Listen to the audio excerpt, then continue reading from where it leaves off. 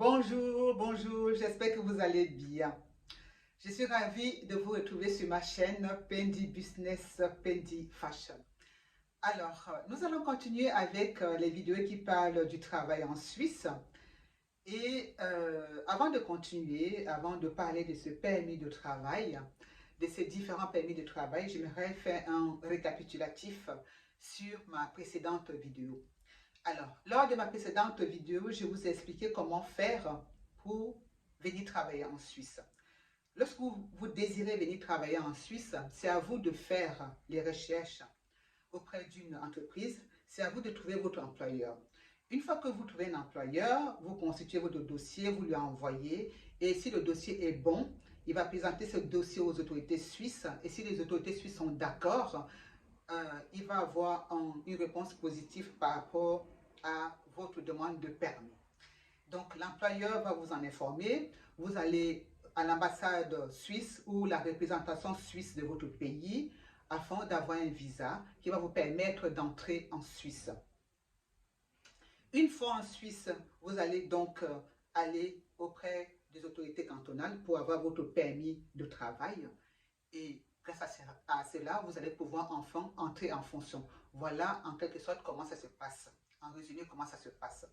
Alors, quels sont donc les permis de travail en Suisse? En général, dans tous les 26 cantons suisses, on trouve 4 sortes de permis de travail qui concernent les ressortissants d'État tiers. Ce sont les permis L, les permis B, C et G pour ressortissants d'État tiers. Alors, parmi ces permis, le permis C est assez spécifique. Je vais le mettre de côté, je vous en reparlerai parce que c'est un permis qui est octroyé lorsque vous avez par exemple fait 5 ou 10 ans en Suisse. C'est un permis qui vous est donné grâce au regroupement familial, grâce au mariage, etc. En ce qui concerne le permis G, j'insiste sur le mot permis G pour ressortissants d'État tiers parce qu'il existe deux sortes de permis G. Il y a un permis G pour les frontaliers qui habitent dans l'Union européenne, pour les ressortissants de l'Union européenne, et un permis G qu'on donne aux ressortissants d'État tiers. En fait, aux gens qui ne font pas partie de l'Union européenne ou alors les citoyens dont le pays ne fait pas partie de l'Union européenne. Voilà. Alors, du coup, ces permis, comment ça se passe en général? Ce sont les permis qui sont en fait octroyés de manière surveillée. Parce que l'octroi de ces permis, les conditions d'octroi de ces permis sont réglementées. C'est assez difficile, c'est surveillé. Parce que ces permis sont réglementés, ce sont des lois et puis des ordonnances qui réglementent l'octroi ou l'attribution de ces permis. Et d'ailleurs, les permis pour ressortissants d'État tiers contiennent des données biométriques.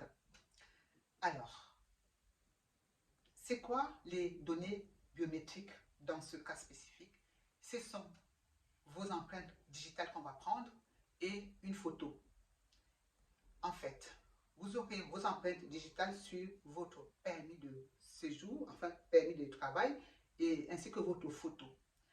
Je pense que ça, c'est pour éviter le faux, c'est pour éviter aussi le trafic de papiers, de permis de travail, etc. Et c'est tout à fait légitime, c'est tout à fait normal. Et la différence, c'est que les ressortissants européens qui viennent travailler en Suisse, leur permis de travail ne contient pas de données biométriques. Ni, ça peut être une photo, mais je ne suis même pas si sûre. Mais en tout cas, ça ne contient pas les empreintes digitales. C'est ça la différence en fait. Et il y a aussi d'autres formes de permis en Suisse qui pourraient vous donner la possibilité de travailler. Ce sont des permis qui ne sont pas liés aux conditions contractuelles. Ce ne sont pas des permis que vous obtenez grâce au contrat de travail, mais ce sont des permis qui sont liés aux conditions personnelles.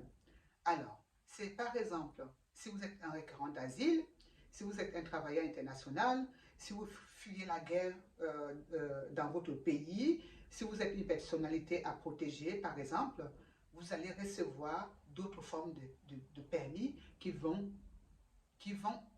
pouvoir vous permettre également de travailler en Suisse.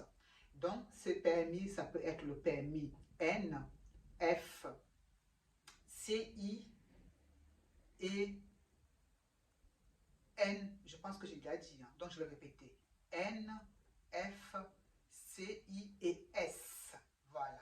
Le permis S, donc les Ukrainiens ont reçu ici en Suisse quand ils sont arrivés. Donc, ces permis dont je viens de parler, je ferai une vidéo les concernant la prochaine fois. Voilà. Pour revenir à ce qui nous concerne aujourd'hui, pour revenir au permis L, B, C et G, sachez que ces permis sont réglementés, je le répète, par les lois et les ordonnances. Voilà. Alors, lorsque votre futur employeur fait le contrat de travail avec vous, vous devez être en accord avec lui par rapport à votre durée, par rapport à la durée du contrat. Parce que votre permis de travail sera en accord avec le contrat. Si par exemple votre contrat dure plus d'une année, vous allez recevoir un permis B. Par contre, si votre permis dure moins d'une année, si ça dure par exemple 6 mois ou 9 mois, vous allez recevoir un permis L. Je vous dis ça parce que ça peut arriver que vous ayez envie de rester en Suisse alors que vous avez reçu un permis L, vous ayez envie de rester en Suisse ou de travailler encore une année ou 2 ans ou 3 ans de plus, mais ce n'est pas possible. Ce ne sera pas facile que les autorités acceptent cela. Donc, mettez-vous en accord avec votre futur employeur pour signer le bon contrat, soit un CDD, soit un CDI. Parce que votre permis de travail en dépend. C'est très important. Autre chose aussi, selon le permis, vous serez appelé à changer de canton, à trouver notre employeur dans un autre canton ou pas. Comme vous le savez, hein, la Suisse est constituée de 26 cantons et chaque canton est spécifique. Il y a en fait 4 langues en Suisse, hein, je vais les répéter, je l'ai déjà dit dans les précédentes vidéos. En Suisse, on parle le français, l'allemand, le romanche et l'italien. Donc, chaque canton est spécifique. Vous devez être en accord avec tout ceci. Voilà. Alors, aujourd'hui, je vais m'arrêter sur ces informations d'ordre général concernant les permis. Lors de ma prochaine vidéo, de mes prochaines vidéos, je vais entrer dans les détails. Je vais vous parler de ces différents permis un à un. Je vais vous donner les droits et les avantages et tout ça concernant ces permis. Voilà. Donc, avant de clôturer, je vais vous demander de liker, en fait d'aimer, de vous abonner, de partager et de ne pas oublier d'aller lire sous la barre de notification toutes les informations que je mets. Ces informations-là sont très importantes parce que je ne peux pas tout dire ici. Alors, allez-y lire et vous en serez, en fait, je vais dire, vous en serez content. Je vais dire ça comme ça, voilà. Ça va vous apporter un peu plus, voilà. Alors, je vais m'arrêter là. Je vous dis merci et rendez-vous à très bientôt. Bye bye.